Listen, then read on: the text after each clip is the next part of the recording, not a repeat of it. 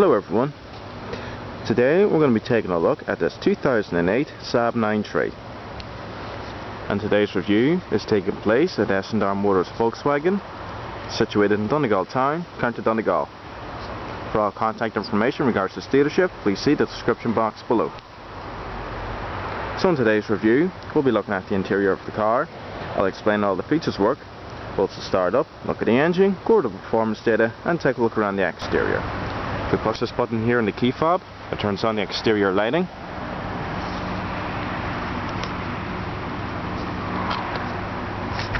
Also turns on the indicator lamps. If we go around to the rear, turns on the tail lights as well. I'll just push the button again to turn them off.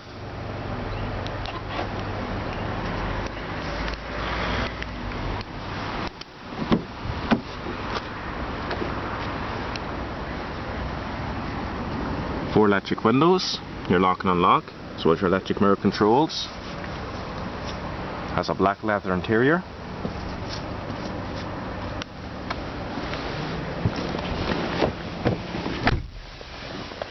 Now with most cars, the ignition valve is located off here to the side, or in some cars like Porsches, might be off here to the left. But with Saab, it's located down here in the center console.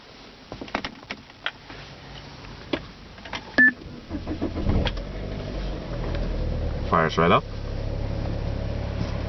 This car is 218,688 kilometers on the clock. Comes with a CD radio as standard. Lights are now heating up. Got all your preset stations here, your CD player and your auxiliary import. If you push this button here, you can select between the CD player and the auxiliary import itself. As you've seen down there, it has very nice green LED lights, which come on for the fan speeds. It has automatic climate control, aircon, front to rear defrosting, different zone selection and recycling.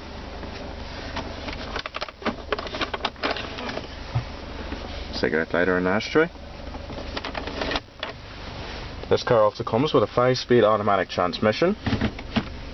Forward to the left for your manual shiftability. And also there's a button up here, marked S, If you push that, it highlights under the P. This basically engages sport mode. Now this car comes with a feature that you won't find in any other production car in the world. It's called the night panel button. If I press it here, it turns off all the gauges except the speedometer, and fuel gauge of course. Now the history behind the night panel button is Saab, as many people know, used to start out building aircrafts and fighter jets. Now in the case of a fighter jet, the only reason why you would need a night panel button is so the pilot can turn off all the distracting lights and look out for, let's say, runway lights if he's flying at night or something. Now you can see why that'd be useful in an airplane, but it's not particularly useful in a road car. But apparently Saab got into their mind they were going to apply it in their cars anyway. I mean, I've never really heard of anybody crashing a car and their excuse being the lights in my speedometer were distracting. You know, it's a bit of a useless feature really, but everyone to their own. And the cup holder. Also the e-brake, I do like the sounding of this when you put it down. Blends in with the center console and this piece here. Storage pocket, as well as a leather armrest. Handy storage area. Also got a 12-volt power outlet. And also it's adjustable. Got a manual dimming interior mirror. And also the previous owner fitted this aftermarket Bluetooth phone kit. Got the microphone up there. Illuminated vanity mirrors. It also has a leather ram, multifunction steering wheel. Quite smooth and responsive.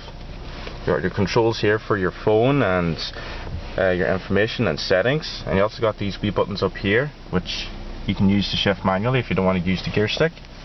And then you got your radio controls off to the right. It has very comfortable and supportive leather seats.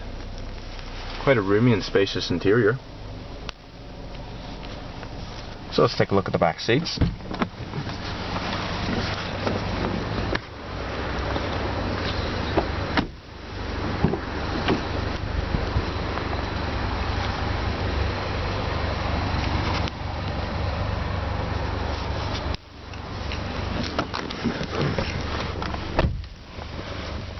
Legroom is a little bit on the small side, but the headroom is quite good. Seats are very nice. It's got a centre armrest, as well as a pass-through into the boot.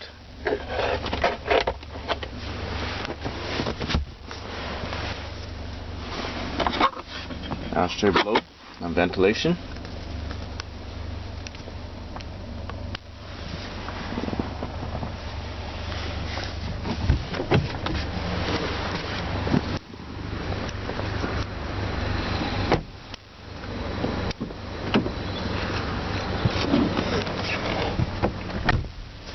So we'll just turn on the vehicle's power,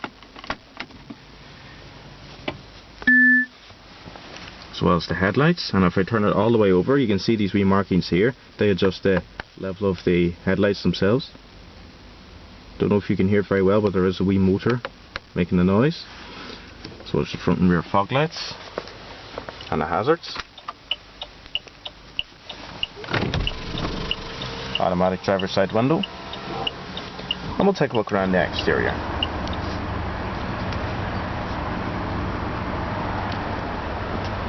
Has very nice exterior styling. Also comes with halogen projector headlamps, as well as headlamp washers, your LEDs, and lower fog lights.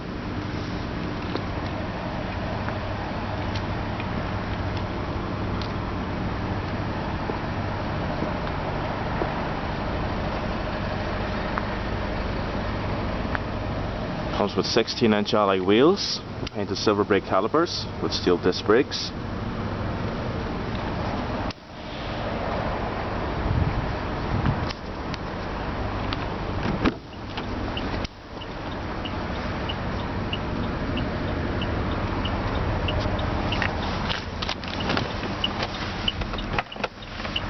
Modest size glove box, can also be cooled with the air conditioning.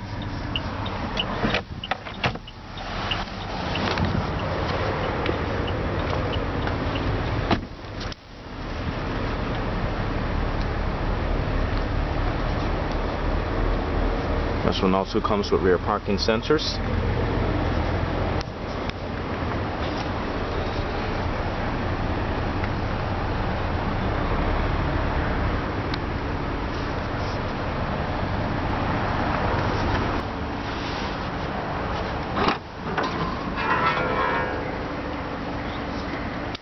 Pretty good sized boot. And if you pull these handles here, we could go on the right and left, they release the back seats. Apparently the seats do not fold completely flat, and as you can see they do leave quite an inconvenient lip behind. But in saying that, it does greatly increase the boot space.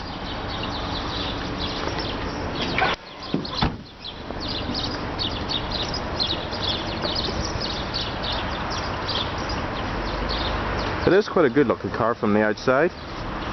Certainly does look very modern and in touch with the times. So it's very nice styling.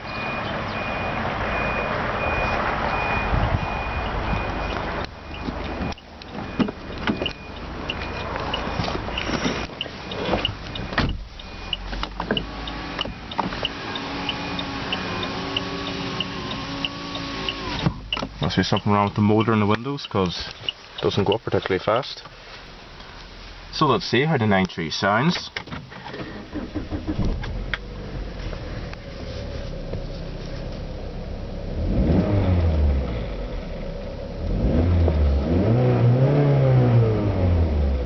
Revs about 4,000 RPM. Well, actually that's about 4,500 RPM. And also if I turn on the night panel button, I'll just demonstrate. You can hear the car revving, but the dial doesn't move.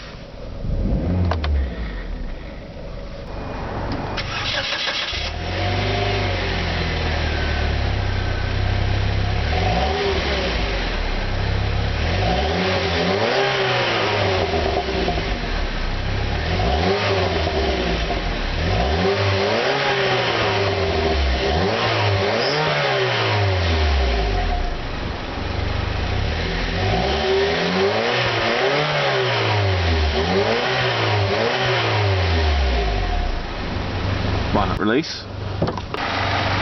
The The engine is a 1.8 litre turbocharged BioPower. Now later on in the video I will explain in detail how biofuel works. It produces 147 brake horsepower with a top speed of 131 miles per hour. Also produces 177 torques and can get about 33 miles to the gallon.